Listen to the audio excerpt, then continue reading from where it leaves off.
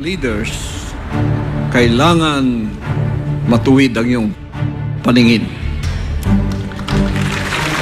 You know, public office is a public trust. Public office is a public trust means that a leader has been entrusted with public power by the people, and as an officer, he holds this power in trust to be used only for the benefit of the people, and never for the benefit of himself or of a few. He must safeguard the interest of the nation.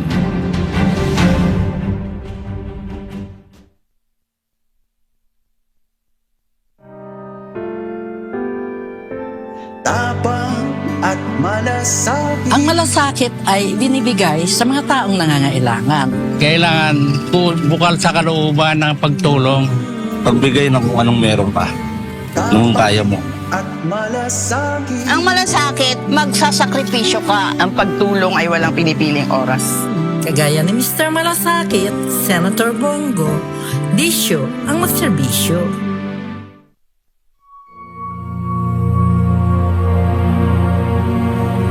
You will know a nation of what kind of a leader there is. Look at the fruits of that. Look at the result of that leadership.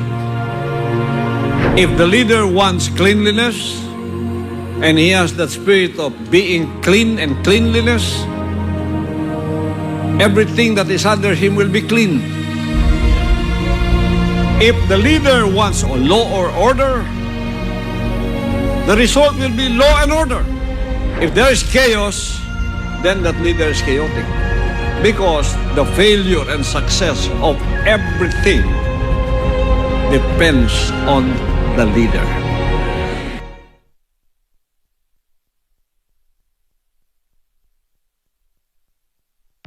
The views and opinions expressed by the program host do not necessarily state or reflect the official views and position of Sunshine Radio DZR 1026 Manila, Suarosug Media Corporation, and Sunshine Media Network International. Para sa Diyos at ang Pilipinas nating mahal. Kailangan yung tayuan yung prinsipyo. Kailangan nandun ka lagi sa tama. Para ito sa mga tunay na lalaban para sa bayan. Pagkamali, banatan. Pero pag tama naman, palakpakan natin. Yan ang banatero. Walang inuurungan. Pag tama, palakpakan. Pag mali ay babanatan. Yan ang banateros. Boses ng ordinaryong Pilipino. Banateros ay walang makakaawan. Yan ang banateros. Walang inuurungan. Pag tama, palakpakan. Pag mali ay babanatan. Yan ang banateros. Boses ng ordinaryong Pilipino. Banateros ay walang makakaawan.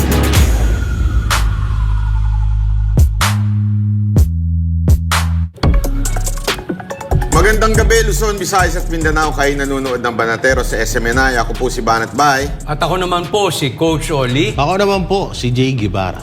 At eto na nga, meron po tayong malupit na guest ngayong araw na ito. Ito po ay parte ng pangatlong nominee po siya ng Hill PH Party List. Magandang araw po, Retired General Benito Antonio Templo de Leon. Magandang araw po sa inyo, sir. Magandang araw din sa inyong lahat. Coach Oli, Magandang araw po. Batibay, Banat Bay, And at saka Jay Guevara. Jay Banat. Magandang araw din sa lahat ng taga-subaybay ng Banatero. Eto. Una, sir, simulan na natin. Ano ho ba itong nire-representa at nais ng Hill PH Party List? Ano po ba ang nais ninyong mangyari at gusto ninyong mangyari kung sakasakali po kayo ay pala rin na makapasok po sa ating kongreso? Ang plano ng Hill PH Party List ay isulong ang mas maayos na pangangalaga ng kalusugan dito sa ating bayan sa lahat ng Pilipino, lalong-lalo na sa mga mahirap. So ang kakaiba nito sa ibang na sumusulong ng healthcare sa ating bansa ay magkakaroon tayo ng health card na walang medical limits na para makapagbigay ng mas maayos, moderno, kompleto na hospital services na libre na sa lahat ng pampublikong ospital para sa lahat, lalong-lalo na sa mahirap. Sir, di ba ang sasabihin ng iba dyan, di ba meron na tayong yung batas tungkol po dyan na dapat ay libre? Bakit hindi po ba magiging doble po yan? Hindi po ba magiging duplicate lamang po yung nais ninyong mangyari? Tama ka doon, magiging doble, kaya nga lang may pagkukulang pa, mga 6 years na, 2018 pa na isabatas yung Universal Healthcare Law, pero hanggang sa ngayon maraming kakulangan, lalong-lalo na sa infrastruktura, sa mga funding, at saka mga pagbibigay ng dapat na suporta sa mga nangangailangan sa ating kababayan. So, sisilipin natin yan, sisiyasatin, kukonsultahin natin ang ating mga ibang kakababayan at saka mga ahensya na involved dito para nang sa ganon, maayos pa natin o sa katuparan ang minimithi o yung plano o nilalagay na mga direksyon ng Universal Healthcare Law. Sir, di ba na nabanggit nyo kanina yung iba nyo pong mga kasama, yung mga doktor? Tama po ba, sir? Tama ka doon. 10 kaming nominees na nag-file ng candidacy namin. 5 dyan ay mga doktor. Tapos, isa ang military doctor. 2 ang businessman. Ako ang militar na solid military officer. Tapos isa dyan ay lawyer namin. Ang first nominee namin dito sa HillPH Party List ay si Dr. John D. Flavier, yung anak ng ating dating Senator Flavier na nagsusulong din ng kaayusan sa healthcare dito sa ating bansa. Ang second nominee ay si Dr. Eric Tayag, yung kagagaling na USEC ng Undersecretary ng Department of Health na nag-retire na. So, sila yung mga principal nominees. Pangatlo po ako dyan sa HillPH Party List. Maaaring tanongin ng iba, ano po ba ang ginagawa ng isang retired general sa isang party list na ang pinag-uusapan po ay ang kalusugan at health ng ating mga kababayan? Bilang retired general, ano po ba ang mga naging experience ninyo at bakit sa tingin ninyo ay kailangan ng katulad ninyo diyan sa party list na yan? Alam po ninyo, nagretirado po ako sa Armed Forces of the Philippines. Ang karamihan ng ginagawa ko dyan, pagpasagawa ng mga regulasyon at tumitingin ng kakulangan sa ating organisasyon at nagre-rekomenda kung anong mga regulasyon ang ipapatupad sa buong sandatahang lakas. So ganyan yung nakikita kong contribution ko, tutulong tayo na titingin sa kakulangan ng ating mga batas at sa pulisiya nang sa ganon ay mapabuti pa natin ang pag-implement nito. Yung personal experience ko naman dyan, naging pasyente din ako ng ating mga hospital. Dahil nga sa pangit na lifestyle natin bilang militar noon, mahilig tayo sa alak, nagkasakit tayo. Na-realize ko may diferensya o kakulangan yung ating mga hospitals. Mahal siya. Tapos hindi kompleto yung mga kagamitan, kulang yung mga staff natin. Nung nag-retire ako, sinubukan kong i-avail yung Veterans Hospital natin dyan sa Quezon City. Yan yung mag-isang hospital natin na nagke-cater o nagbibigay ng serbisyo sa mga retired military personnel. Iisa lang ito sa buong bansa. Ngayon, pagpunta ko doon, maaga ko, ang experience ko, just to explain, maaga ako, madaling araw pa, alas 5 ng umaga, pero mahaba na yung pila. Tapos may nadatnan pa ako doon na natutulog. Tinanong ko yung gwardiya, sabi ng gwardiya, kanina pa yung mga yan, mga iba dito na natulog. So, naisip-isip ko, bakit mag-isa lang ito tapos punong-puno na kaagad. Tinanong ko yung pagkagising nung isa, tanong ko, taga saan po kayo? Ang sagot sa akin, taga Mindanao, yung iba taga Visayas. Bakit, ang pumasok sa isip ko, bakit yung ating mga kasamahan kailangan maglakbay pa galing sa malalayong lugar para makapagkuha ng medical services dito sa Quezon City. Bakit wala ito sa mga ibang rehiyon?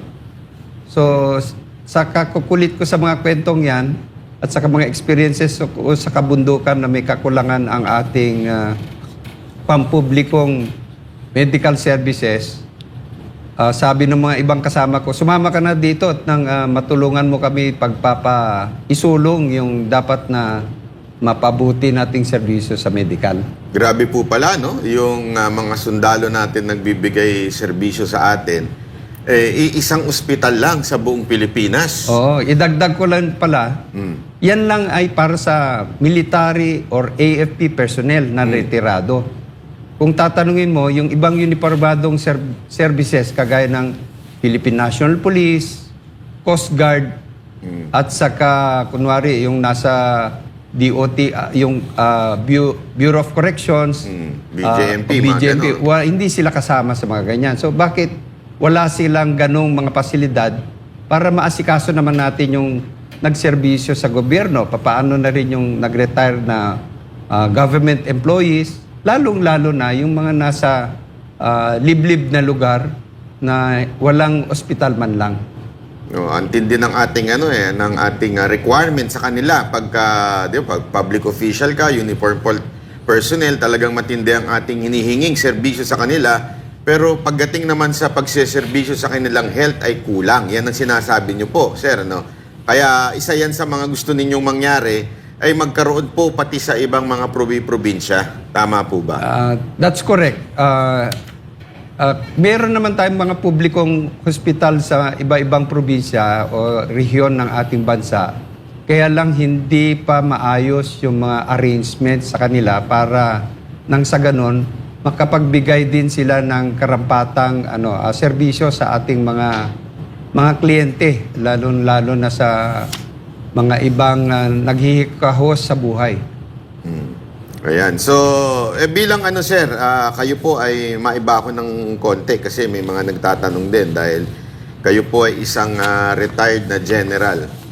Etong mga nakarang araw, medyo mainit po yung issue ng mga, alam naman natin na nawagan po si ating Pangulong Duterte sa mga retired general at saka sa mga general na patungkol po sa nangyayaring politika sa Pilipinas. Kayo po ba, bilang isang retired general, ano po ang pananaw nyo sa nangyayari ngayon sa Pilipinas? Lalo na sa politika po nitong mga Duterte at siyempre itong kila Romualdez. Ano po ang inyong pananaw po dito?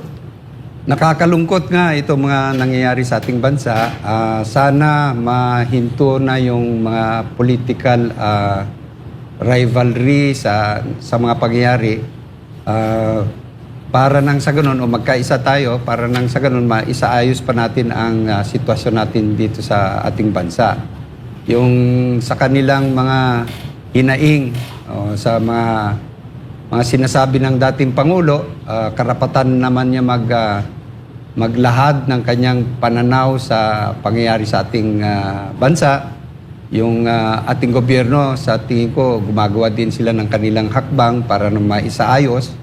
Sa atin bilang mamamayan na ordinaryong mamamayan, tulungan na lang natin ang ating mga nasa authorities o nasa ating mga liderato nang sa ganun maisulong natin ang maayos ang ating pamumuhay dito sa ating bansa. Yun. Jay, Coach. General Benny, no? Familiar, no, Coach? Familiar. Benny. Benny. yung ba sinasabi yung veterans, ito yung malapit sa elliptical? Yes, yung Veterans Medical. So, para sa mga sundalo lang yon. Ginawa yan para sa ating retiradong mga sundalo. Pero halimbawa ako, anak ng sundalo, pwede ako doon. Halimbawa. Yung dependents niya are pwede. authorized. Except may category kasi siya na pagka beyond the appropriate age, hindi na siya kasama. So yung mga government employees, hindi? Hindi nga. Kaya nga sabi ko nga, sana maisulong din natin, isama yung may ganung pribilehiyo din yung ating, the rest of our government personnel who retired. Oh, General, masikip pala yan. Oh. Sabi mo, doon na natutulog.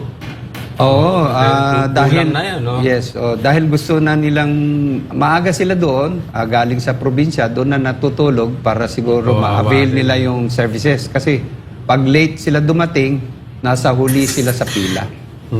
So, ato General, sa Makatwid, kulang po yung Veterans Hospital na yan.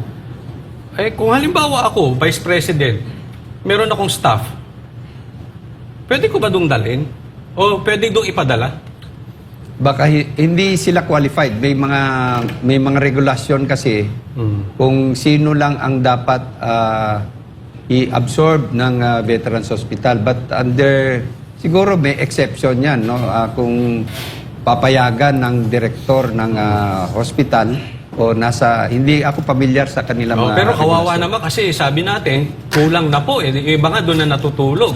Tapos magdadala pa tayo ng, halimbawa lang naman, staff or empleyado ng isang gobyerno, dapat kung kulang na nga sa sundalo, dapat yun ang i-prioritize, no? Supposed to be. Pero kung ganun ang desisyon ng ating mga nakakataas, alam mo naman, i-accommodate nila yan. No? Sige. So, thank you, General. Ito po, alam mo, napakaganda nung inyong plataforma, yung gusto nyo mangyari sa bansa. At marami kasing tao, talagang, especially ito sa mga Pilipino, talagang problema to. Even sa family namin, nasubok namin to. Problema yung magkaroon na kayo ng may sakit sa bahay, tapos problema mo pa yung pagpapagamot.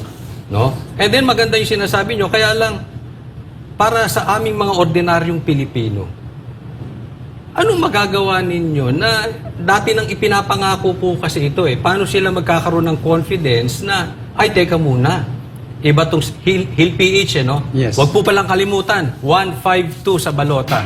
Ha? Ayo, Salamat, 152. 152 sa balota. So, ano yung confidence? Ay, dati hindi nagawa ng marami, pero ito, confident kami kasi ito yung gagawin talaga nilang specific. Tama ka doon. Subukan ninyo kami. Yan yung isusulong namin. We promise to give the appropriate services, particularly in ensuring that a card is issued. May health card tayo na i-issue sa ating mga kababayan para nang sa ganun ma-access nila yung libreng pagamutan na pampublikong pagamutan na moderno at walang medical limit. Pero para sa mahirap. Para sa mahirap. Pero ito ba kasama yung gamot tsaka yung pagpapa-ospital? Yung mga test? Kasi yung mga test napakamahal. Oo, Kasama po yan. yun kasi ang nakalagay din sa batas ng Universal Healthcare Law. So, pipilitin natin isa katuparan ng mga ito bilang aming plataforma. Pero sir, hindi ko kaya pagpasok nyo, baka naman makisali kayo sa mga namumulitika doon na walang ginawa kung hindi patikusin, siraan at guluhin ang buhay ng mga Duterte. Maasahan kaya namin na pagdating nyo doon hindi ganun ang inyong gagawin? Maliwanag sa aming partido na binubuo na we will just focus on the delivery of our promise. Retirado na ako, 3 beses na ako nagretirado sa gobyerno. Kung tinawagan ulit ako magsisilbi ako, yan siguro yung mga kaya pa nating i-deliver sa ating mga kababayan. Yung mga kasamahan kong nominees, pinilit na lang nga namin sila tumakbo din. Although ayaw sana nila mamulitiko, but sila yung may kaalaman na technical dito sa mga issues about healthcare. So yun din ang kanilang isusulong. Si Dr. John D. Flavier, yan yung sa Barrio Doctor, sa kanila din itutuloy niya yung legacy ng kanyang tatay na mag-extend ng rural healthcare para din doon sa ating mga underserviced na mga kababayan. Si Dr. Eric Tayag naman, ganun din yung kanyang direksyon. In fact, nagpaalam nga siya sa kanyang pamilya para lang maituloy itong plano namin na pagserbisyo pa sa ating kababayan. By the way pala po, para sa kalaman ng iba, dati pong undersecretary po si General sa panahon po ni Pangulong Duterte, tama po? That's correct. So, meron na-appoint dati. po kayo ni Pangulong Duterte noong nakaraang mga taon. Yes, I worked under Secretary Simatu. Dati kong boss siya sa Armed Forces of the Philippines. Kinuha niya ako para isulong yung enforcement of arm ng ating Department of Environment and Natural Resources. So maganda ito kasi may kakulangan ang DNR o yung Department of Environment and Natural Resources para nang sa ganun isakatuparan ang mga environmental laws.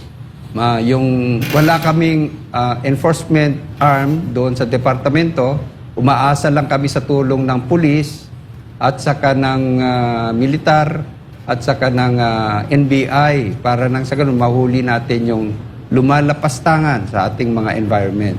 So yun yung task na binigay sa akin. Nakabuo naman tayo ng isang outfit na ngayon ay nasa pangalan ng Environmental Law and Enforcement Protection Service. So service siya, pero kulang pa yun ng ngipin. Para nang sa ganun ay may authority sila o tamang authority para ipatupad ang batas ng environment. Jay, meron ka ba may tanong kay Sir?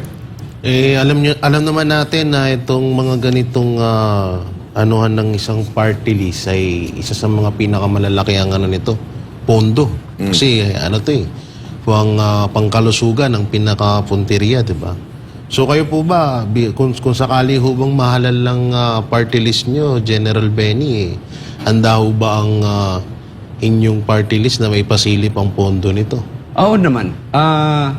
Sa Kongreso naman, yung pundo ng congressman o ng party list ay gagamitin naman yan para ipasulong yung paggagawa ng batas, pag-ayos sa batas, at saka pagsunod sa ating mga isaayos ang mga batas at isulong ang mga advokasya ng gobyerno. Hindi naman tayo public office is a public trust, ganun nga yung sinasabi nila. So pwede naman silipin ng publiko kung saan pupunta yung pundo.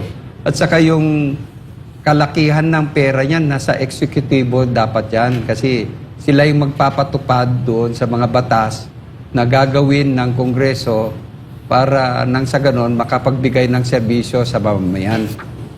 Ang legislatibo, sa pagkaalam ko, hindi yan ang nagbibigay ng direct services, kundi siya yung nagbibigay ng bantay, binabantayan ng eksekutibo at saka sinusupervise o oversight nga siya.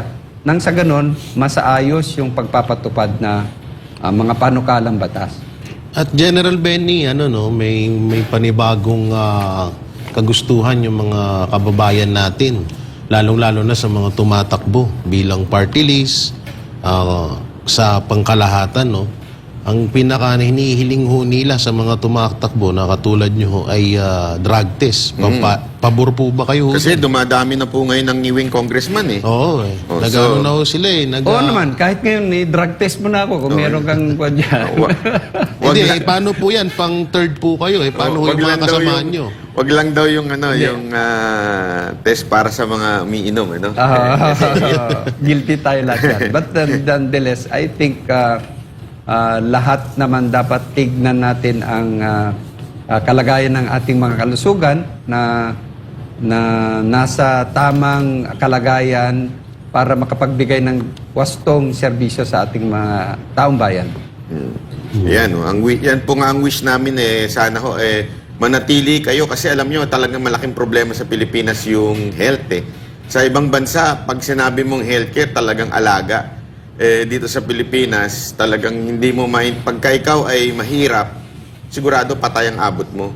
Sigurado mamamatay ka. Kaya sana ay patuloy nyong i-push yan. At pagdating doon, wag kong mamulitika kasi may mga katulad dyan, yung one-rider party list. Di ba? Kitang-kita naman po natin, supposedly, ang kanilang advokasya ay sa mga rider. Bilang mga rider, kinalimutan na kami. Ang inintindi ng kanilang congressman ay kung hindi batikusin si Sara Duterte. Kaya nakakainis para sa amin po yun dahil supposedly, binoto ka namin dahil para sa mga rider. Pero pinabayaan mo yung mga rider. Sana po sir, ang wish lang namin ng mga banateros, pag kayo po ay naandyan na, itong inyong mga nais gawin, talagang i-push nyo po at hindi mamuliti kahit hindi sumali dito sa mga congressman na walang ginawa kung hindi siraan ng mga Duterte. Mga contempt creator, kung Sir, tawagin matanong ko nila. lang, kontraktor ba kayo? Hindi, Hindi na. hindi ako contractor. Hindi, kasi madami na rin. Oo, madami naging na rin contractor ngayon dyan sa Kamara. Pero yung balik tayo doon sa sinasabi mo, pagka nakita mo later on na yung mga badateros, pag nakita ninyo later on na taliwas yung ginagawa namin pag upo namin doon, pwede naman ninyo kaming banatan ulit dito sa programa Pwede? ninyo. Kasi yan. yung binabanata namin ngayon, gusto kami pakulong eh. Magdidemanda eh. Oh, magdedemanda. Pinapatawag pa nga sa NBI yung isa sa kasama namin eh. Kayo pwede namin banatan. Oo, karapatan ng mamamayan na i-critic yung ating mga liderato para nang sa ganun maisaayos yung kanilang serbisyo sa ating taong bayan. Actually, sir, sinisipat Boto ko na ko dyan. yung relo mo eh. Kasi lagi kong tinatanong yan. Uso rin yan sa ano. Pag naging congressman, yung relo nila nag-iiba. Nagkakaroon na. Yung iba, nag-sports car pa. Nagiging patik-patik pa. Meron ako mamahaling relo. Oo. Pero hindi ko yun naisusuot eh. Kasi hindi naman ako mahilig sa mga ganun. Ito, tignan mo ko. Ako, sir, mahilig. Shopee lang ito. Ayan na. Close up natin. Close up natin. Shopee lang ito. Smartwatch. Pag ito nagbago ng relo, babanatan talaga na. Hindi. Matandain pa naman kami. Hindi. Ako, Okay lang yan. nahulaan ko si Sir siguro nung natutulog na siya. Nakag-scroll lang ganun yan, no? Tapos, uy, ganda to. Ang dami nakaka-relate sa audience Hindi, natin. kasi, Pagka pampatulog yung Shopee. Hindi. May health monitoring kasi ng vitals ito. So, Parang iPhone watch na rin pala. So ito generally, ko na rin tong kaninang tanong ni Bright. Sana po kung sakaling manalo, sila ay, mapanukala nila na magkaroon ng mga regional hospital at dagdag veterans hospital para sa mga retired law enforcer. Yan po Tama yung yun. katanungan po yan ni Bright. Tama yon. Bilang galing sa uniformadong serbisyo, isa na yan sa mga advokasya ko o isusulong ko. Kasi, siyempre, I also represent the military and the uniform services na kita ko rin yung kakulangan ng pag-asikaso sa aking mga hanay. Siguro, hindi, yung dagdag na yan, arrangement lang yan sa local na mga hospitals doon sa area, nang sa ganun maasikaso naman yung ating mga nagserbisyo sa gobyerno. So, iyan po yung, but of course, yung HILPH party list, ang isusulong niya is para sa lahat ng Pilipino, lalong-lalo na sa mahirap. Personally, sa akin, siyempre sisilipin ko yung para sa hanay ng military at sa mga ibang uniformadong serbisyo. Ito sir, meron ako nabasa dito You are to secure the 1.3 trillion peso healthcare budget. Di ba? Meron tayong healthcare budget. Ang tanong ko dito, paano? Kung biglang sabihin sa inyo nung boss ninyo, kasama rin, nasa kamera na kayo, sabihin sa inyo ni speaker, yung ano dyan 500 dyan, lagay natin sa ayuda. Huwag natin ilagay sa healthcare, Kasi ayan, nakalagay yung budget, yung kalahati niyan, lagay natin sa ayuda. Papayag po ba kayo? Speaker, kung sakasakali lang naman po. Yung mga ganyang suggestion manggagaling sa mga kasamahan namin, magkakaroon ng input yan. But siyempre babalansihin natin sa mga ibang mga opinion din ng ating kasama sa kamera kung sakali. At babalansahin mo kung yan ay naaayon sa sa batas at sa kagustuhan ng karamihang mamamayan. Kasi demokratiko man tayo, so kung saan nakakatimbang, doon tayo. Ngayon, kung inutos yan, ibang usapin na yung yung titignan natin. Pero ganun ang laro siguro ng ating demokrasya, kung saan ang nakakararami na direksyon, doon tayo susuportahan natin yun. Yun, okay. Maraming salamat po. So ano ba pang ilan sa balota ang Hill Party List, sir? Oo, ang binigay ng COMELEC na number namin is number 152 sa balota, ang Hill PH Party List. Kaya po ganyan yan, para sa kaalaman ng iba, kasi napakadami po niyan eh. So kung titingnan ninyo isa-isa, medyo malilito kayo.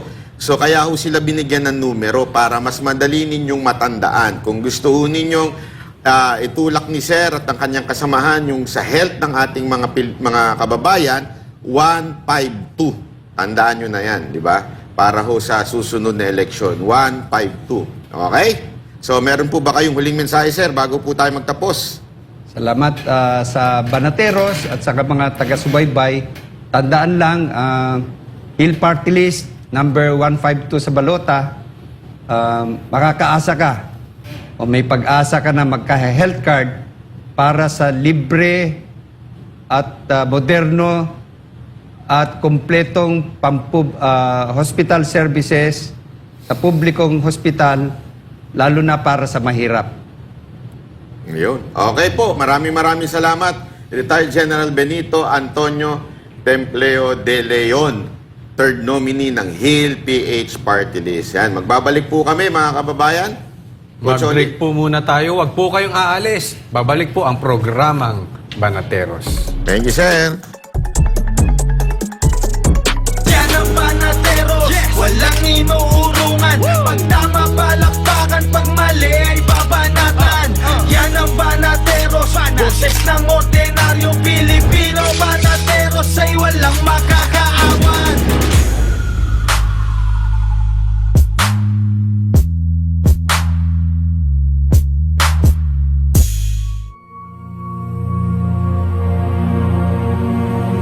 You will know a nation of what kind of a leader there is. Look at the fruits of that. Look at the result of that leadership. If the leader wants cleanliness, and he has that spirit of being clean and cleanliness, everything that is under him will be clean. If the leader wants law or order, the result will be law and order. If there is chaos, then that leader is chaotic. Because the failure and success of everything depends on the leader.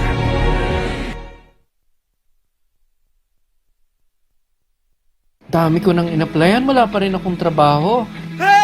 Ang taas na naman ang tuition fee sa eskwela. Nakaligtas ka nga sa COVID. Hihimatayin ka naman sa taas ng bayarin sa ospital. Ang party list na subok na sumaklolo sa mga kababayang humihingi ng tulong sa panahon ng kagipitan. Piliin ang party list na nagbibigay ng malaking help sa mga problema ninyo. Help Pilipinas Party List! Dami ko nang in-applyan, wala pa rin akong trabaho. Ang taas na naman ang tuition fee sa eskwela. Nakaligtas ka nga sa COVID. Hihimatayin ka naman sa taas ng bayarin sa ospital. Ang party list na subok na sumaklolo sa mga kababayang humihingi ng tulong sa panahon ng kagipitan. Piliin ang party list na nagbibigay ng malaking help sa mga problema ninyo. Help Pilipinas Party List! The Philippines can only be united when the people will realize that we have a country of our own, stand on our own, and be patriotic and loyal to our own. When it comes for love of our country and sovereignty, we should all be one. There should be no division because we are all Filipinos. Pagdating dyan sa pag-ibig sa ating bansa, sa pagtayo sa ating bansa, huwag natin ipahiya si Jose Rizal, sila Bonifacio. Pagdating dyan, huwag dapat tayong hawakan o pakialaman ng iba. Tumayo tayo sa sarili natin.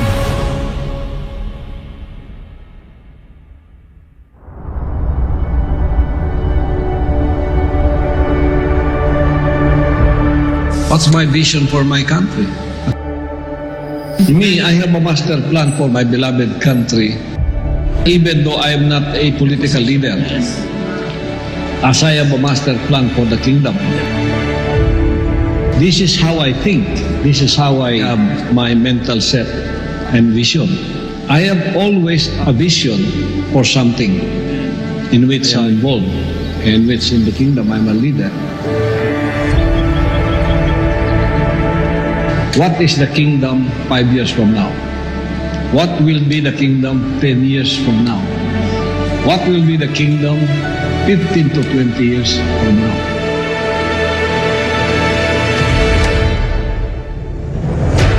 I have a map of the Philippine Islands, archipelago, crisscrossing all the bridges and all the four-way, six-lane highways, connecting all the islands where you can go by car. I am a master plan like that in my mind for my country. What is my vision for my country? For just the road network, for just the infrastructure of the country, to connect us with one another.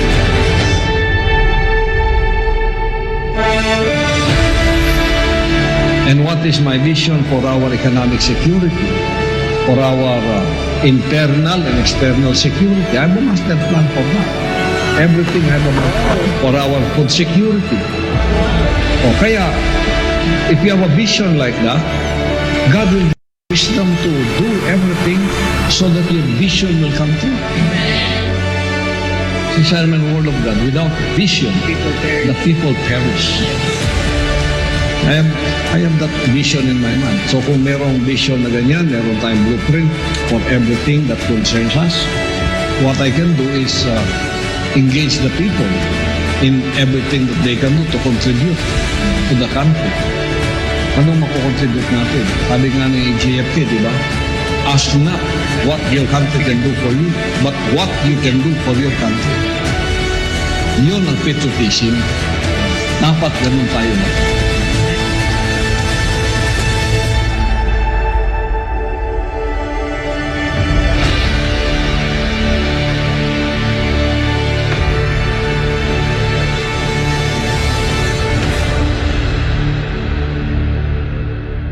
Yan ang banateros, walang inuurungan. Pag tama palakpakan, pag mali ay babanatan. Yan ang banateros, boses ng ordinaryong Pilipino. Banateros ay walang makakaawa.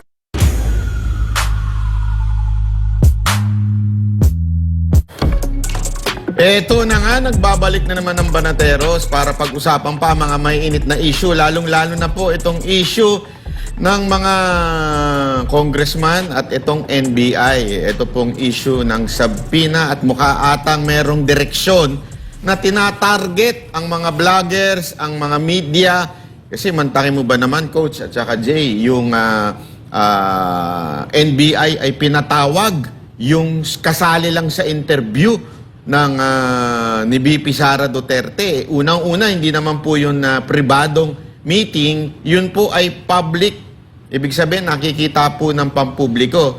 At dahil po dyan, makakapanayan po natin si Attorney Mark Tolentino bilang legal expert to.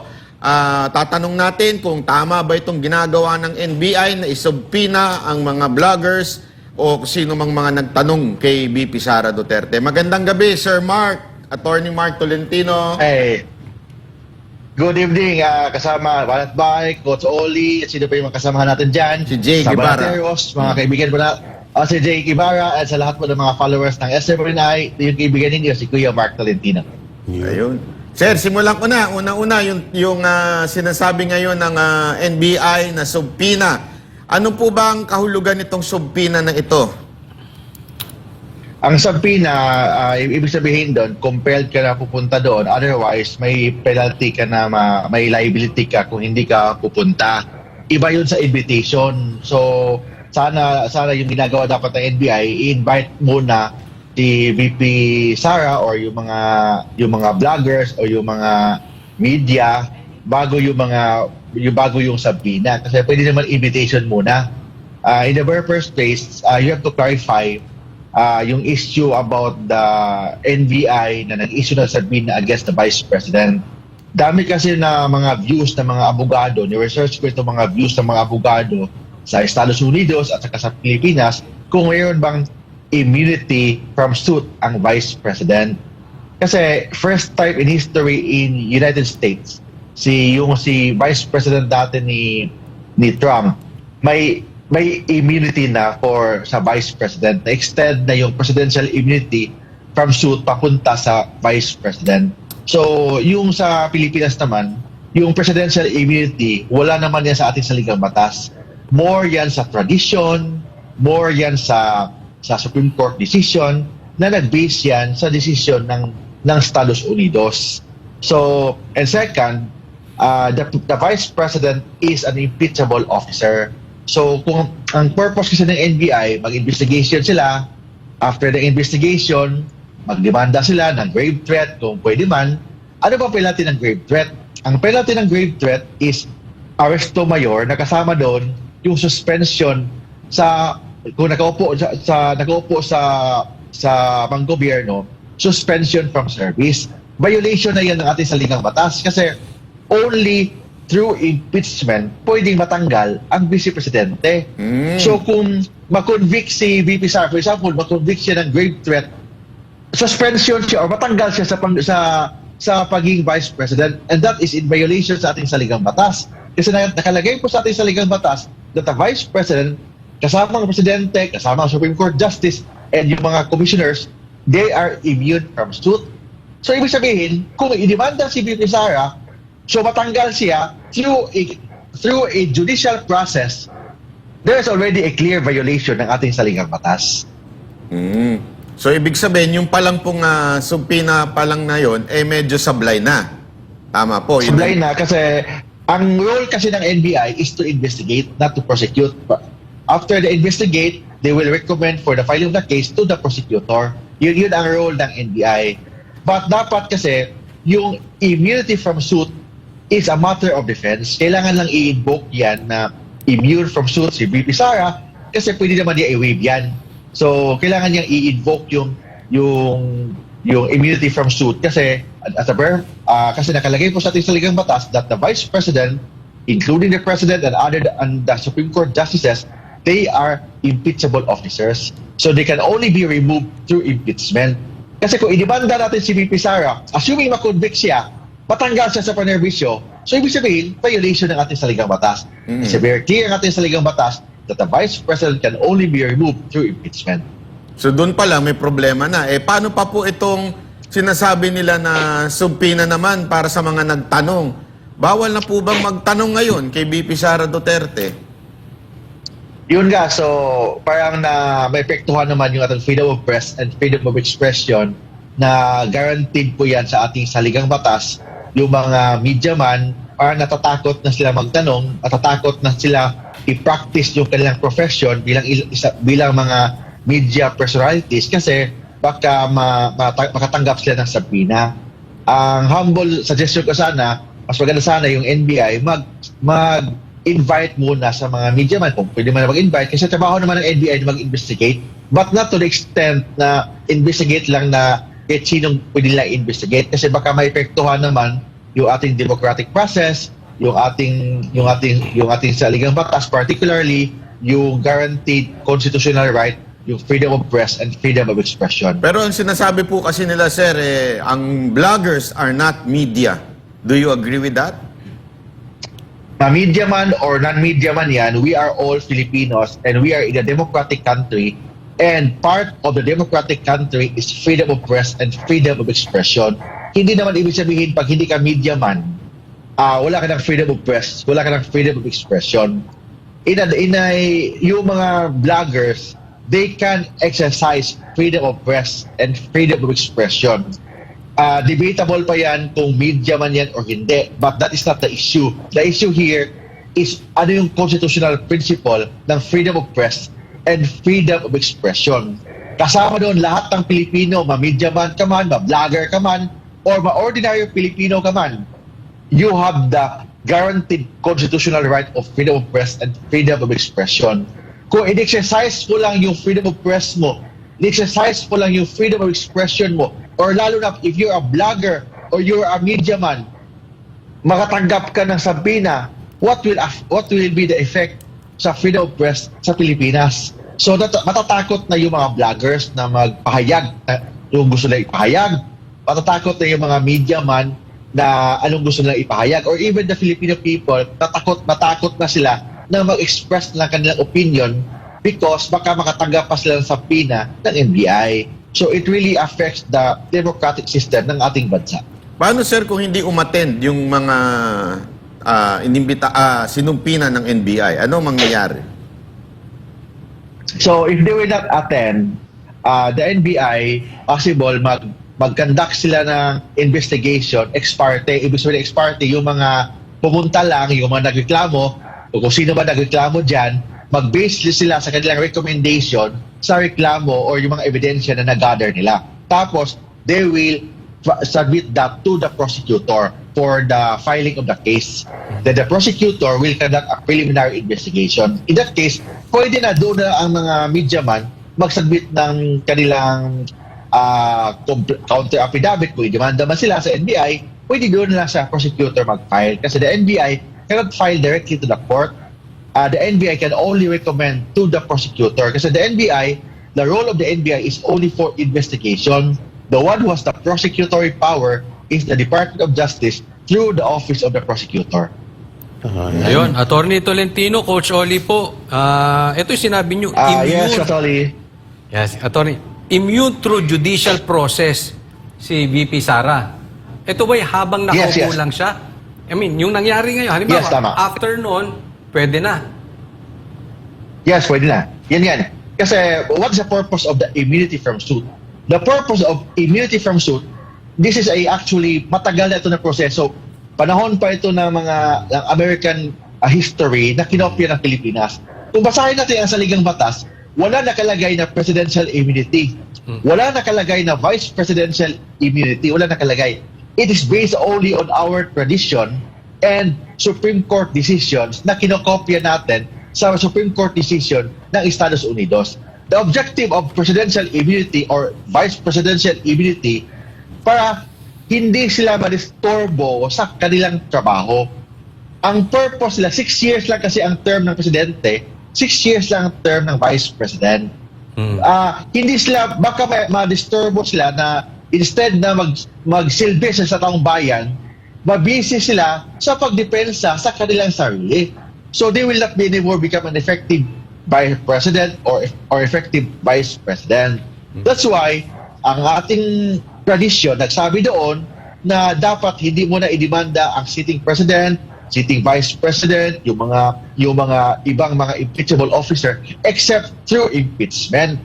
Kasi through impeachment, ang ibig sabihin doon, matanggal sila through impeachment. Kasi kung i-judicial process natin sila, granting na ma-convict si Presidente or si Vice President, granting na ma-convict, kasama kasi sa penalty ng arresto mayor is suspension from office or removal from office. Nakalagay po sa ating saligang batas, they can only be removed through impeachment. So ibig sabihin, may conflict. May conflict kung i-file ang kaso sa korte or na hindi i-file through impeachment. So nakalagay sa batas, they can only be removed through impeachment. Therefore, unimpeachable officers, they enjoy immunity from suit. So, Attorney, ito ba ay sa Presidente tapos sa Vice President? At kung tama ang aking pagkakaunawa, hindi sila ngayon pwede madimanda, pero after pwede na. Halimbawa, isang politiko ay nangurakot patungkol sa baha, yung dapat sa baha, kinurakot. Hindi siya ngayon pwede madimanda para hindi siya naaabala. Tama. Except through impeachment. Ayan, through impeachment para matanggal pero hindi demanda. So after that, pwede na natin siya abalahin. Pwede na. So itong kay BP Sara, itong nangyayari ngayon, obviously, ito'y abala na ang ginagawa kay BP Sara. Kasi hindi lang through impeachment dahil itong pagpapatawag sa kanya dito sa Kamara, ito ng mga Quadcom, halos katumbas nito ng demanda dahil, again, abala po ito. Abala po yan, and at the same time, ang purpose talaga nila is para si VP Sara hindi maging effective vice president. So makita natin ang punot dulo nito is politika. So actually, it's not to protect the public funds, to protect for public service, to protect the interest of the public. Hindi ganon. This is a 2028 election na. So connected ito lahat. Kasi if you check the law, if you check ang ating saligang batas, only through impeachment lang yung mga impeachable officers. If you check the history, if you check the jurisprudence, yes, may mga abogado na nagsasabi that only the president is immune from suit. May nagsasabing ganon. But if you check the history, if you check the tradition, in fact, ang Amerika nagsasabi na in 2023 that the vice president is also immune from suit. Nakalagay doon. So therefore, the new American jurisprudence, yun ang kinopya natin sa Philippine jurisprudence. Walang nakalagay sa ating saligang batas. Kasi the immunity from suit, it is only based on tradition and based on jurisprudence. So therefore, kung i-deserbohin natin si VP Sara, for example, sa Congress, doon sa idemanda natin sa NBI, idemanda natin sa Piskal, idemanda natin sa Korte, so maging busy na si VP Sara pagdepensa sa kanyang sarili. If that will be if yun ang mangyari, hindi siya maging effective Vice President, and I think yun ang gusto ng mga kalaban niya.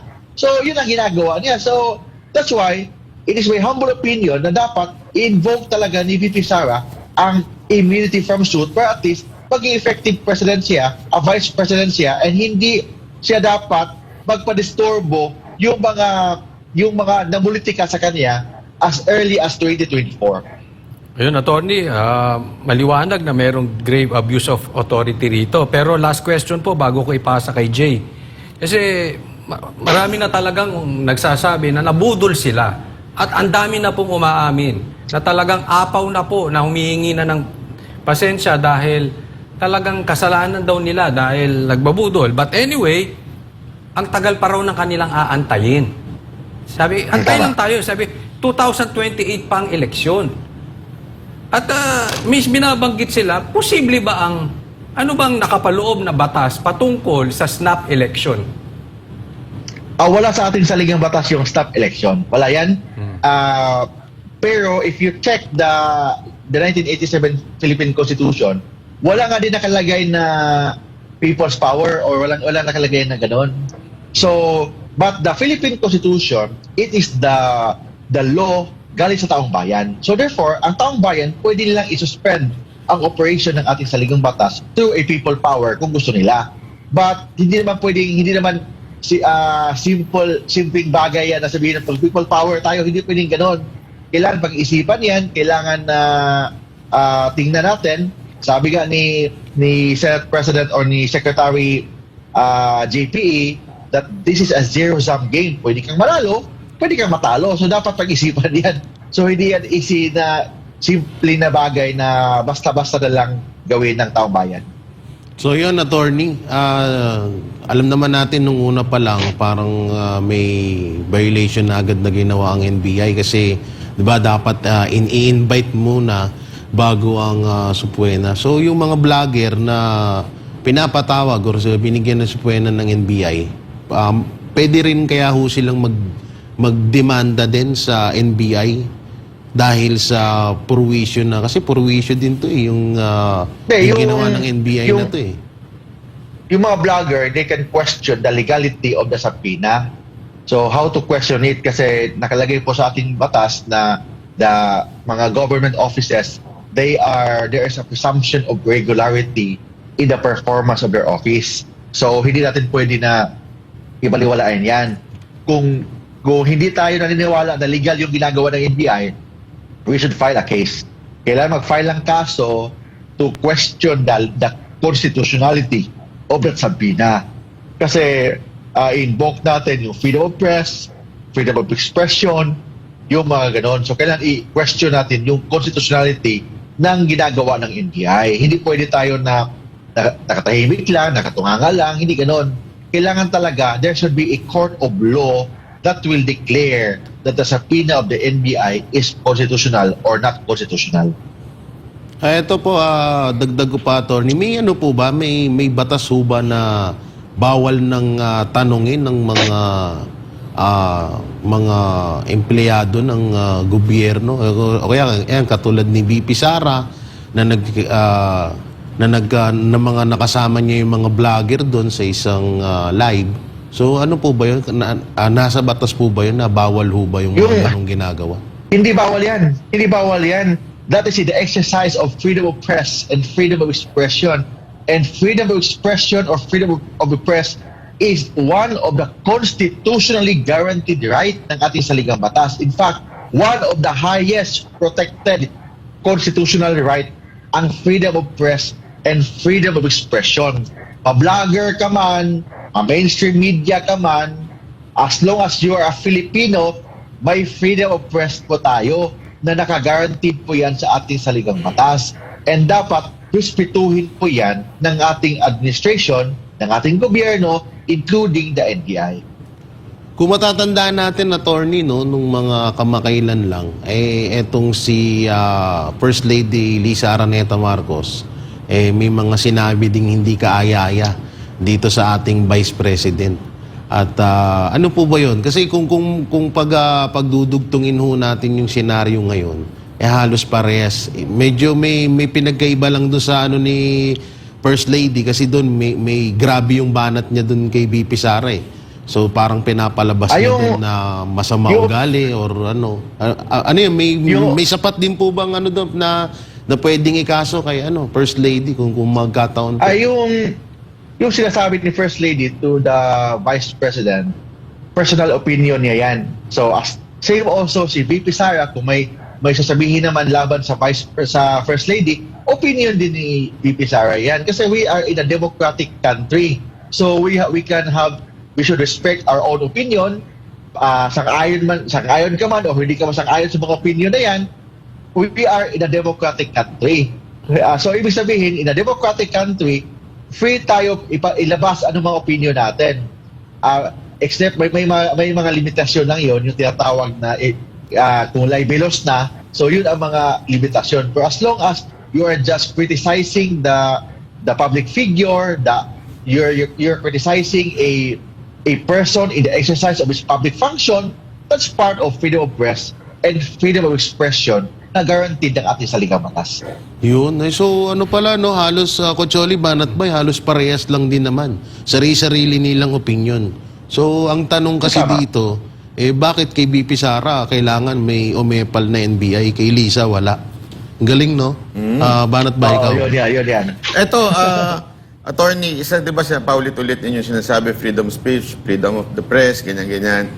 Sa tingin ninyo, since parang mapakalabo ho nitong sabpinang inilabas ng NBI, ano kaya sa tingin ninyo ang strategy nila?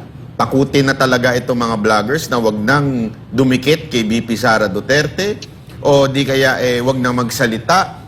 O baka naman during that interview, may nagsabi nga baka itinatrap lang to the point na yung tanong ay mali. Halimbawa, itanong sa kanila, nagbanta ba si VP Sara Duterte? Siyempre ikaw, hindi ka ganun bihasa sa batas, which is yung tinatawag na conditional yung sinabi ni VP Sara Duterte.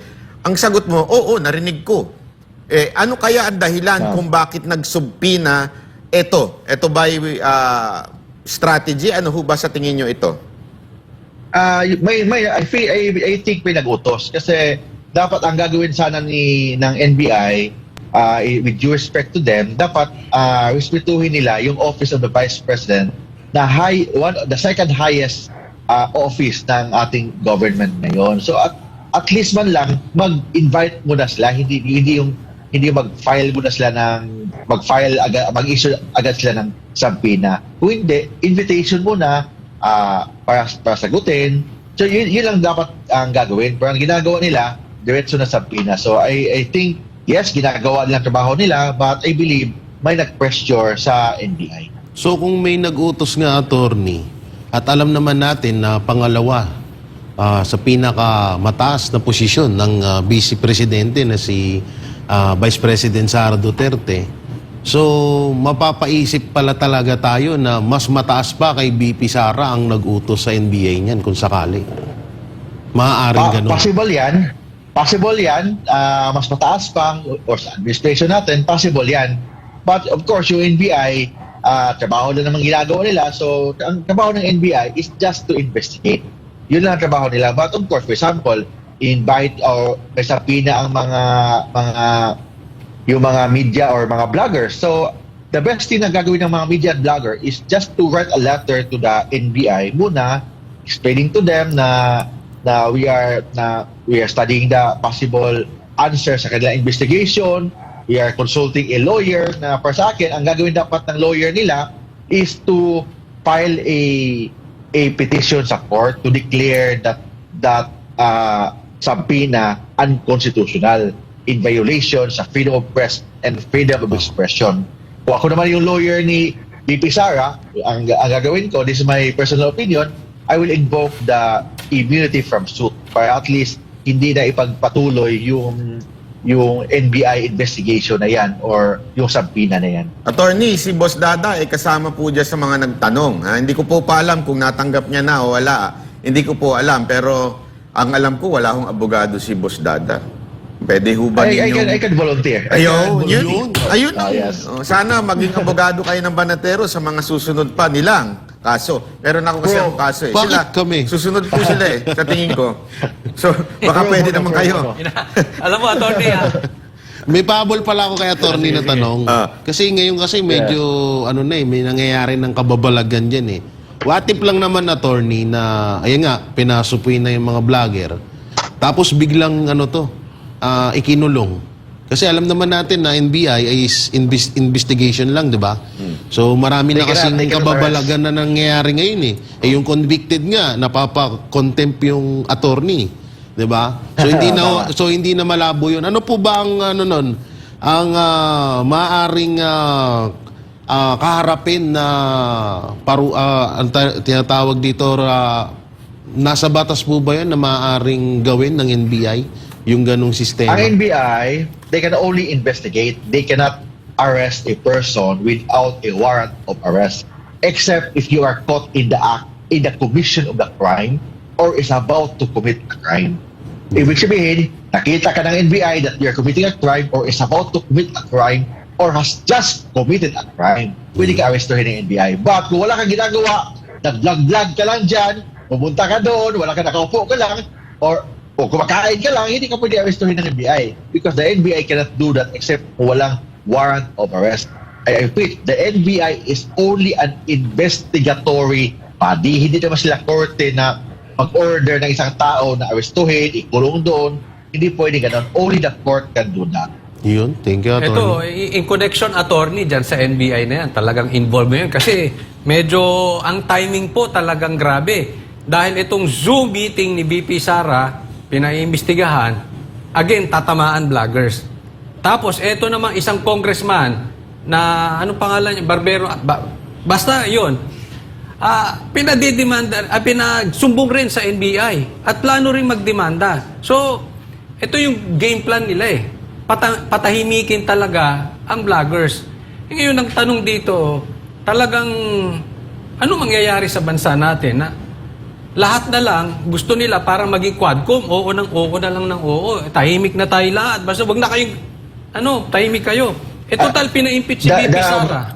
Ito yung tanong ko. Pina-impeach na si BP Sara, attorney. Hindi ba pwedeng sabay na rin? Pwede ba pa-impeach na rin yung speaker at yung presidente? Sabayan na para Hindi, kailangan may mag-file ng impeachment for the ordinary president. citizen. The president is an impeachable officer, but the Speaker of the House is not an impeachable officer. Yun ang pagkakaiba. So the president can only be impeached basta may nagreklamo doon sa Senado, sa Congress, may nagreklamo. Tapos at least may isang congressman na mag-endorse. Isa lang. So dapat, example, isang ordinary citizen, si Coach Oli, example, siya magreklamo sa presidente, si BBM, reklamo niya, mag-file siya ng impeachment complaint ni BBM. Hindi yan papansinin sa Congress.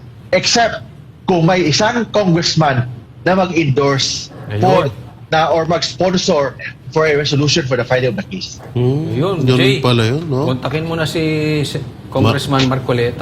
Kontakin ko na si Ninong. Ninong ko yun eh. Hindi, ilan po ba ang attorney? Ilan po ba ang yung impeachment po ba yan sa pirma binabase kung ilang congressman Una, ang papayag? Paano po ba yan? Una, may at least isang congressman mag-sponsor sa complaint. Tapos, pag may mag-sponsor, i-refer yan sa Committee on Justice Committee. So doon ang mga hearing, mag-investigate doon, kunwari. Tapos, majority ng Justice Committee mag-boto para ipasa sa plenary. Sa plenary, kumakuha nilang I think 1/3 na mga congressman, so mga 120 or 115 na mga congressman na makuha nila, so pwede nang ipasa sa court, para ganon, para ipasa sa Senado, kung makuha nilang 1/3. So sa atin naman, they have the numbers, yung grupo ni Speaker Romualdez, they have the numbers with respect to mga congressman, but hindi naman basta-basta numbers na kailangan dadaan sa proseso yan, dadaan sa committee, may kunwari may investigation, may sagutan doon bago naman ang botohan. Pero kung numbers mag-usapan nila, yes, they had the numbers. Unfortunately, they had the numbers. May dagdag ko lang, attorney, yung Akbayan Party List yung di ba? Nagsampa ng impeachment kay BP Sara at kasama dito si De Lima. May po doon, pwede po bang makasuhan yun sila sa mga doon sa ginawa nila na hain ng impeachment kay BP Sara? Yung pag-file ng kaso, right naman nila yan. So right nila yan. Same also na dapat respetuhin natin ang karapatan nila na mag-file ng kaso. And dapat saan sila, respetuhin din nila ang karapatan ng mga vloggers kung gusto nila magtanong ni Vice President. Kaya ganoon na yan. So right nila yan na mag-file ng kaso. So ang tanong dyan, legally, right nila yan, but ang tanong, will it help the country? That's why in fairness with President BBM, nakiusap siya sa mga congressman na dapat sana hindi na ituloy yung impeachment kasi ang priority dapat ang the governance ang priority or public service ang priority, yung administration yun dapat ang priority, hindi yung pag-focus sa pag-impeach ni Vice President Sara. Yun. Okay, maraming salamat po, attorney. Meron po ba kayong gustong idagdag para yung mga vloggers naman ay hindi naman natatakot sa nangyayaring ito? Sa lahat ng mga vloggers dyan na dinimanda or inimbestigahan ng NBI, yes, I will be your volunteer lawyer. So, walang problema sa inyo. I will help you. I'll assure you na all your constitutional right maprotektahan laban kung may mga abuso laban sa inyo. Ayun, maraming salamat, attorney. Kain mo na lang kami ng kimchi dyan. Yes, thank you po. Thank you, attorney. Thank you, attorney. Ayun. Akala siguro itong mga pwede ko ba sabing hindot? Wag na nga lang. Wag. Gusto ko sanang sabihan to mga to na akala siguro nila lalong tatahimik ang mga Pilipino dahil sa ginagawa nila sa mga vloggers. Hindi nila alam, mas lalo hong pinapaapoy nila habang kanilang binubuhusan ng tubig, ang apoy, lalo ho itong umaapoy. Hindi ho nila alam. Kaya maganda na. Alam nyo to? Ito na yung pangatlong. Kasi di ba may isang, pero ako hindi ko nang babanggitin yung pangalan niya kasi may mga nagsabi dati na yung ginawa daw sa kay OJC ay hindi daw gagawin sa iba. So ngayon pangatlong beses na. Una kay OJC, pangalawa kay BP Sara, ngayon ito pangatlo sa mga vloggers. Kasi maaaring maaaring isama nila to sa drama para pahabain na nila yung kwento at para mapagtakpan ng administrasyon yung kabulastugan na ginagawa nila sa gobyerno. Pwedeng isa na naman to sa panibagong pakulo.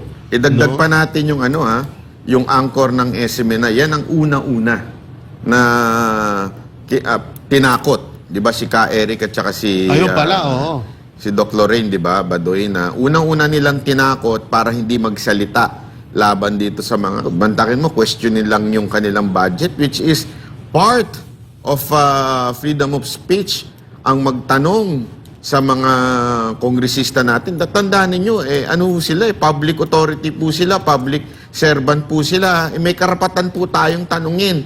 Nagagamit ba sa tama yung kanilang budget? Mantakin mo, ipakulong nila. Doon pa lang, nagsimula na yung pananakot nila sa mga media, o sa mga taong kokontra dito sa gobyernong ito? Kahit yung live na kasama ng mga vlogger si BP Sara, halos lahat naman yung katanungan lang eh. O, nagtanong sila kay Vice President Sara Duterte, sinagot ni Vice President. So anong masama doon? Tsaka mahirap magsalita ng statement doon ha, kasi mainit si BP Sara Duterte noon eh. Hindi ka pwedeng magsabi ng statement doon. Oo, kailangan talagang tanong lang. Ang ikli pa nga ng tanong doon eh. Ewan ko bakit itong NBI medyo wala na talaga sa hulog. Sayang. Ito pa namang NBI na ito, balita ako, matalino ito, magaling. Kaya lang parang siguro na iipit na lang siya. May kumakalat ng video dyan eh. Habang ini-interview siya ng isang anchor sa ibang network, medyo nadulas. Sabi niya kasi, ano pa ba daw ang mga susunod na hakbang na NBI para mapatawag or mapadalo si Vice President Sara Duterte sa subpuena na hinahain nila. Ang sabi wala pa kasing pinapasabi si Pers, tapos biglang nag-vice. Wala pa kasing pinapasabi si Pers, si Vice. Adulas? Oo, gumanon. Si Director? Oo. Asang video yan? Nasa video ko yan, kung gusto nyo panoorin. Pero ito Sa channel mo? Oo. Nasa channel niya yan. Ilang beses kong inulit-ulit yung wait lang coach, ilang beses kong inulit-ulit yung video na yon at wala talagang edited, kundi talagang nadulas. At panoorin nyo na lang ha. Kay Jojo de Guzman, nandun ang pinaka-clip kay Jojo de Guzman. So kung kakasuhan nyo ako, kasuhan nyo muna si Jojo. Salamat. Pero ito masasabi ko dyan, kung talagang plano nilang patahimikin ang mga vloggers, alam nyo po, halimbawa lang for discussion purposes, kung sakaling tumigil nga itong mga vloggers lang, alam ko hindi, pero kung sakali lang, okay? Kasi ito po organic. Tatandaan natin, hindi nyo kayang patayin ang mga organic. Lalong lalaki yan. Pag tumahimik yan, lalong dadami. Kasi yung pagmamahal nila sa Duterte, at yung pagkadismaya nila na marami pong nabudol. Tandaan nyo po marami akong nakakausap. Dito na lang marami na akong nakakausap. Nasaktan talaga sila dahil nabudol sila eh. So ibang klase po yung pakiramdam na yon. Kaya paalala lang po, pag organic po, hindi nyo kayang pigilan yan. Uusbong yan, dadami at dadami. Habang kinakatay ninyo, lalong dumadami. Hindi po ito yung mga taong binigyan ng ayuda. These are not ayuda people.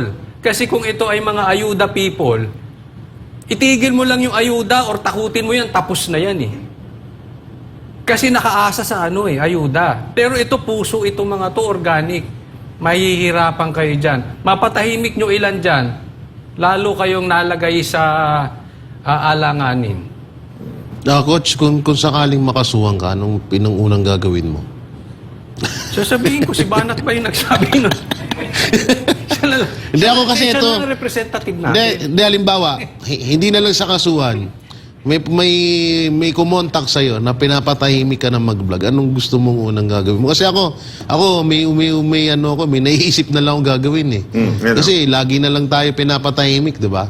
So inumpisahan na nga dun sa live ni Vice President. Eto, halos 2 dekada nang nangangalaga sa kalikasan si Pastor Apollo Siki Buloy sa pamamagitan ng iba't ibang inisyatibo. Halos lahat na ng paraan tiyaking maayos at maganda ang haba nito kapaligiran ay nagawa ng butihing pastor nakamakailan lang ang pagtatanim naman ng mga puno sa bulubundukin sa Sierra Madre ang pinangunahan ni Pastor Apollo. Alamin ang iba intro pang ba yan o kinikwento mo na nangyari? ng balita mula kay Paul Montibon. Ang haba.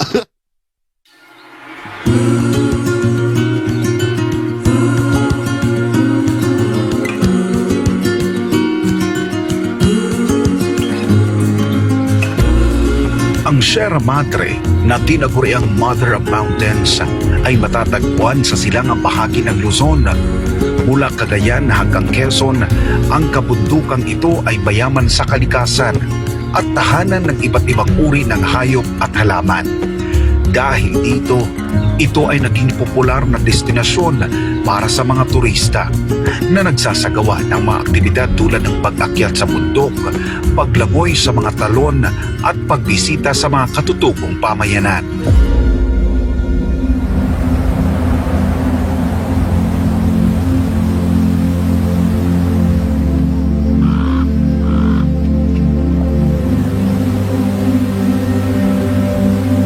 Pero kagaya sa ibang mga lugar, ang Sierra Madre ay nakakaranas rin ng pagkasira ng kagubatan. Dahil sa mga pagtutroso, iligal na pagbimina, mga pagbaha at pagguho ng lupa dulot ng mga kalamidad.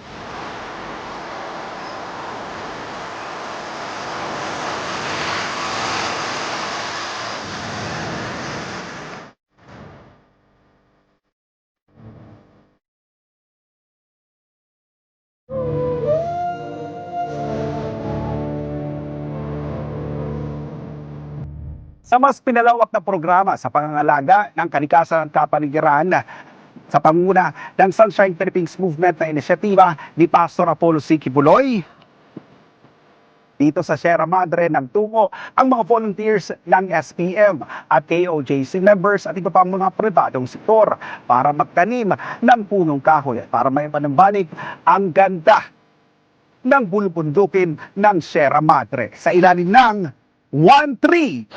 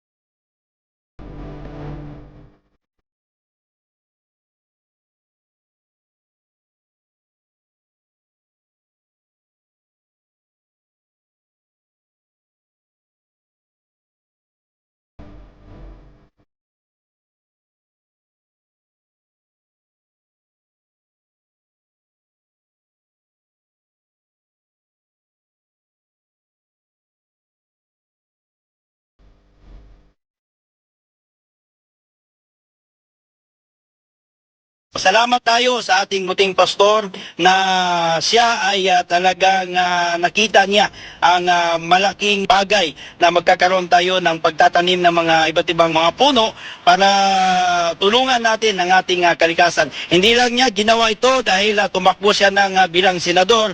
Ito ay talagang advokasya na ng ating buting pastor. Para sa mga kalahok, hindi nila maipaliwanag ang saya at tuwa na maging bahagi ng makabaluhang programang ito, lalo na't si Pastor Apollo ang naging inspirasyon sa pagpapabuti ng kalikasan at ng ating lipunan. Napakaganda po itong ginawa natin na activity ngayon sa pagtatanim ng puno.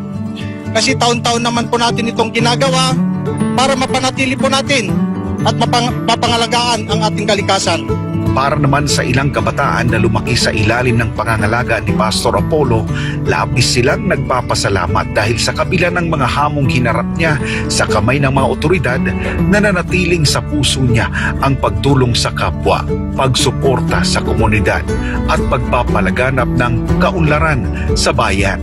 Grateful and thankful ako kay Pastor kasi growing up in the kingdom, yan ang number 1 tinuro sa amin ni Pastor. Hindi lang sa kalinisan, kundi magmahal sa sarili nating bansa, sa pangunguna at saka sa pakikisama sa mga advokasya ni Pastor sa paglilinis at pagtatanim ng mga punong kahoy. Very grateful po and thankful to the, especially to Pastor po.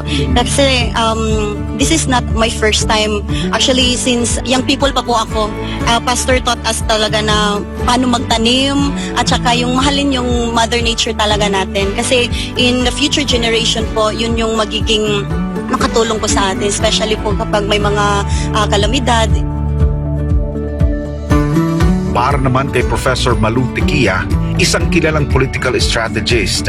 Malaki ang kanyang paghanga sa adhikain ni Pastor Apollo C. Kibuloy sa pangangalaga ng kalikasan at pagtuturo sa mga kabataan ng kahalagahan ng pakikilahok sa mga programang tulad ng pagtatanim ng puno at paglilinis ng kapaligiran para sa kapakinabangan ng mga susunod na henerasyon. Kaya natutuwa ako dito sa ginagawa ninyo, yung 131 Nation, at nagpapakita rin ng values na kailangan ang susunod na salinlahi ay marunong magmahal sa kalikasan, marunong mag-volunteer sa mga ganitong effort na kalimitan talagang pagod ka. Pero imaginein mo yung mga youth today na nakaplan ka for tomorrow. Malaking lesson yun learned. At malaking lesson na makita nyo ang ganda ng Sierra Madre kung kayo nakapunta doon. Sa kabuuan, mahigit kumulang 2,000 na Nara seedlings ang itinanim sa paanan ng Pantabangan Dam. Layon nitong mapanumbalik ang mga nasirang bahagi ng Sierra Madre, isang simbolo ng lakas, katatagan at pagmamahal sa bayan. Simula pa noong 2005, nang pinangunahan ng Sunshine Philippines Movement ang mga tree planting activities, patuloy ang kanilang mga hakbang sa Sierra Madre upang pangalagaan ang likas na yaman ng bansa. Ang programang ito ay nagpapakita ng dedikasyon na ibalik ang kagandahan ng kalikasan para sa mga Pilipino, lalo na sa mga taga-Luzon, at upang mamitigate ang lakas ng mga bagyo mula sa Pasipiko. Ang programa ng Sunshine Philippines Movement ay nagpapatuloy sa iba't ibang bahagi ng bansa, mula sa pagtatanim ng mga punong kahoy hanggang sa paglilinis ng mga estero, ilog at karagatan. Isang hakbang na higit pa sa ordinaryo, kundi isang mahalagang gawain upang maibalik ang ganda ng kalikasan at kapaligiran. Dahil nakita ko dito na every time na may baha, walang sumasangga. Every time na may bagyo, walang bumubunggo. Itong advocacy ito na nakikita natin ngayon, kalbo na ang kapaligiran, napakalaking tulong ng nangyayari ngayon na kapag ka itong mga to, ang makikinabang nito, yung future, yung susunod na henerasyon. Kasi yung mga nakikita natin mga halaman ngayon, ito yung mga tinanim ng mga sinauna. Pero ngayon, tayo nakikinabang. So itong advocacy ni Pastor Apollo Kibuloy, ito yung pakikinabangan ng mga susunod pang mga henerasyon.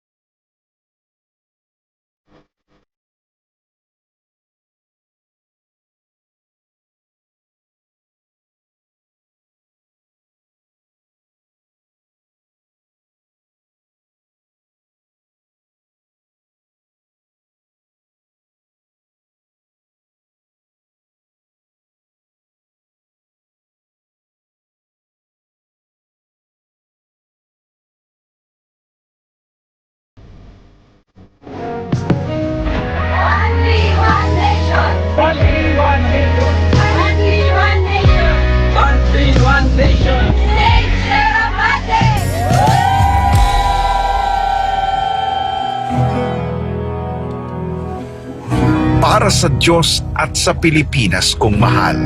Nag-ulat Paul Montevon, SMNI News. Grabe, no? Yun. Anong kinaugnayan niya doon sa sinasabi mo? Idikit mo naman. Ang gulo nung ano mo eh. Ha? Hindi kasi... Paano pagka pinatahimik ka, ano gagawin mo? Tatanim na lang ako. Yun! Yun. Ang gulo eh. Gulo eh. So pagka sabi ni Jay kanina, pagka pinatahimik na lang daw siya, magtatanim na lang daw siya ng kamote. Huwag naman kamote. Ganon, yung katulad nung tinatanim ng kay OJC. Pero good job kayo dyan. Ang galing ng ginawa ninyo, ha? Talaga namang sabi nga nila, di ba? Yan ang isang bagay na hindi na ipinapangako, ginagawa na lang. Di ba? Kasi marami dyan, mga politiko, panay ang pangako, aayusin, ganito, susolusyonan. Ito, ginagawa na. Bago pa po makaupo si Senator Kibuloy. Di ba? Nice. Saka alam mo, Banat Bay, Jay Guevara, mahirap din yung binanas namin dyan kasi alam mo yung putikan, Oo, naramdaman ko yan. bangin dito. Bangin talaga, nakakatakot Doon yun sa Sierra Madre? Oo, tapos tumawid kami ng mga tubig na may mabato. Ako personally natakot. Pero doon ko nakitaan ng kapayapaan, yung peace ng mga taga kay OJC. Oo, si Ma'am Hana, habang ako'y natatakot, siya payapang-payapa si Ma'am Hana. But anyway, totoo po ito matagal na pong ginagawa ni Pastor Kibuloy yan. At isipin... Sabi nga nung isa, ano pa siya, youth pa lang. Oo. Ngayon. Gayut. Gayut na, no? Ako siya sabi, ranggo na, ranggo. Isa lang hindi nilang nagawa Yung dapat, alam mo, makahanap tayo ng tanim na makakaani na tayo. Meron bang ganon? Actually, nahirapan talaga si Coach Oli mag-selfie doon, no? Bakit? Master Judea. Bakit? Hirap mag-selfie kaya, pagkaputik-putikan, di ba? Nadudulas na sila. Nagtanim ba sila doon? Maputik talaga, maputik. Totoo, kasi kasama ko si Ka Eric dahil si Ka Eric nga parang ayaw nang bumaba. Tsaka sila lang yung nagtanim na pwede pang mag-SM pagkatapos. Kita naman doon na... Hindi, pero nagkalat kami doon Yung kinainan namin, puro putik yung sahig. Totoo yan. Kasi hindi kami nakapagbaon ng sapatos, ng tsinelas, yung sapatos namin puro putik. No, pero maganda itong programa ni Pastor Kibuloy. Kung yung mga politiko natin ngayon, mga kontraktor at kinakalbo tong mga kapaligiran natin, eto si Pastor Kibuloy at ang kanyang church, KOJC, ay nagtatanim. So, eto... private pa lang siya niyan. Paano pa pagka nagkaroon pa siya ng public authority somehow at saka meron pang pondo? Isipin nyo, private pa lamang po nagawa na niya yan. Nationwide yan. Oo, hindi lang. At again, hindi lamang po ang dyan, yung mga taga KOJC. Sumusunod po dyan kahit hindi mga taga KOJC. Yan ang tinatawag na leadership, di ba? Hindi ho yung tinatawag na exclusive. Inclusive po sila. Lagi ho silang nagsasama. At kahit nga mga sundalo, nakita ko di ba, kasama ho na tumulong. Di ba? Galing ng no? Malupit talaga. At dahil dyan, galing ng KOJC dahil alam mo yun sa likod ng mga ginawa sa kanila na dapat nga magiganti sila Pero ang ginawa, tinulungan pa nila yung gobyerno. Malaking tulong sa gobyerno yan. Yung ginawa nila na at malaking tulong din sa atin yan. Kasi hindi na rin yan na nagagawa ng gobyerno ngayon. Puro nagtatanim din sila. Nagtatanim din ba? Anong tinatanim? Ani agad? Hindi, tanim granada, tanim droga, gano'n. Nagtatanim din yung iba dyan. Dahil yung isa, meron pa nga dyan, sa kamera nagtatanim ng mga ng mga witness. kasinungalingan, ng mga witness, di ba? At dahil dyan, bago mo tayo magtapos para naman sa ating Christmas countdown, 22 days na lang, mga kabanateros, at Pasko na. Bay, saan na bay? Malapit na birthday ko. Asan na yung Asan na yung Ducati? Ay, Merry Christmas sa lahat po ng mga kababayan natin, malapit na. So, tagi ho natin tatandaan, it's the reason of that event. Importante po, that for God so loved the world that He gave His only begotten Son. Ayan po ang simbolo ng Christmas, ang pagbibigay. Nauna na po ang Panginoon dyan by giving His Son for us to have life. So, tayo din po, pag Pasko, hindi lamang po yung kantahan, jingle bell, mga ganyan-ganyan, dapat ang puso natin ay magbigay sa ating mga kababayan. Simulan mo na. Bigyan mo kami din ng regalo. Asan na kaya ang pagbigay na sinasabi mo? Ayun. Okay. So, yun po mga kababayan. Magkita-kita po ulit tayo. Mga banateros, dito lang sa SMNI. Pag tama, palakpakan. Pag mali, banatan. Ako po si Banat Bay. At ako naman po, si Coach Oli. At ako naman po, si Jay Guevara. Para sa Diyos at Pilipinas nating mahal. Para sa Diyos at Pilipinas nating mahal. Kailangan yung tayuan yung prinsipyo. Kailangan nandudong ka lagi sa tama. Para ito sa mga tunay na lalaban para sa bayan. Pagkamali, banatan. Pero pag tama naman, palakpakan natin. Yan ang banateros, walang inuurungan. Pag tama, palakpakan. Pag mali, ay babanatan. Yan ang banateros, boses ng ordinaryong Pilipino. Banateros ay walang makakaawan.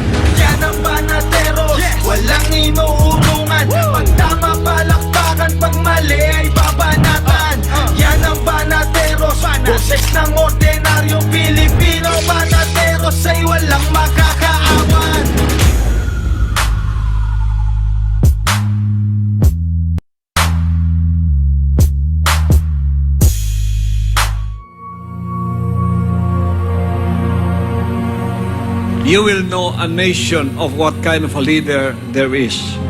Look at the fruits of that. Look at the result of that leadership.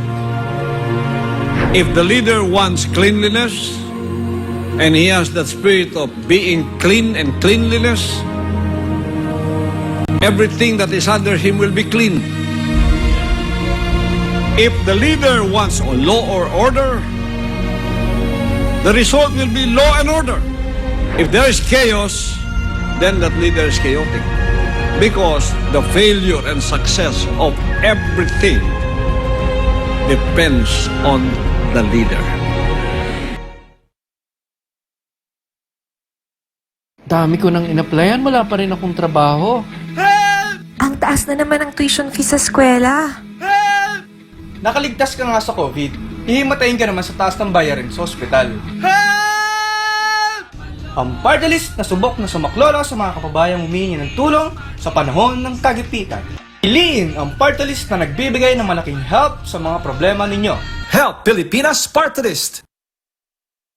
So, bilang leaders, kailangan matuwid ang iyong paningin.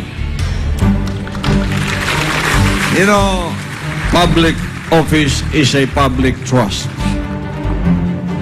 Public office is a public trust means that a leader has been entrusted with public power by the people, and as an officer, he holds this power in trust to be used only for the benefit of the people and never for the benefit of himself or of a few. He must safeguard the interest of the nation.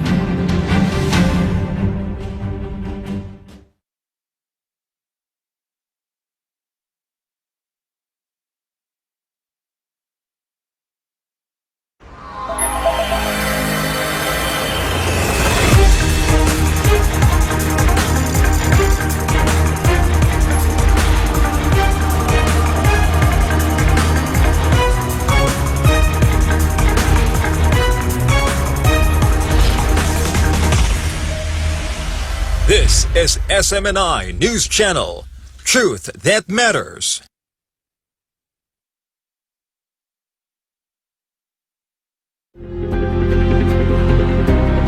Alalahanin ninyo, ako at ang buong bansang karya is for nation building. Gusto natin ang ating bayan ay isang marangal na bayan na may pagmamalaki natin dahil sa development na ginagawa ng ating pamahalaan kung saan-saan makikita natin. Kung tingnan mo sa mapa, ang Pilipinas ang liit-liit. Di ba? Tapos ito, wala pang development na ganito. Kung ako gagawa ng highway from the northernmost part of Luzon to Jolo, kukunin ko yan, tapos connection pa ganon, connection pa ganon, connection pa ganon. Lahat ng islands, pwede mong sasakyan lang, madaanan mo, may highway. Oh, mahirap yon? Hindi. Bakit mahirap? Isipin mo lang at gawing plano, hindi mahirap.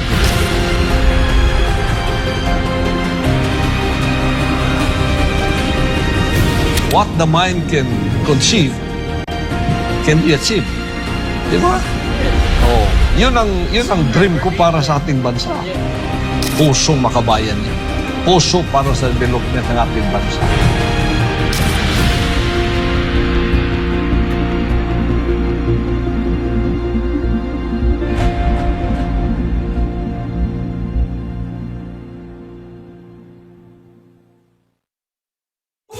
Subscribe to SMNI News Channel and turn on the notification bell to keep you up to date. Also visit our official social media accounts and join our community on Viber and Telegram.